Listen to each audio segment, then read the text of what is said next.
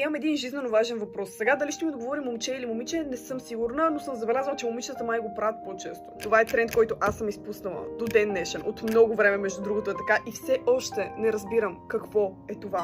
Най-често го виждам, когато момичетата се снимат и си крият по този начин лицето. Или така. Не знам, не съм сигурна. Дали е пистолет или е този знак, не съм сигурна точно, наистина. И днес, между другото, си направих експеримента, защото ми се случва и преди, когато, примерно, ме спрат за снимка или нещо от сорта и ги гледам и си крият лицето и съм като добре сега и аз ли да си скрия лицето или всъщност е окей да се виждам всъщност на снимката. Ама то е окей те да се виждат на снимката. Знаете ли, днес прецених да си направя експеримента, като попитах всъщност какво е това.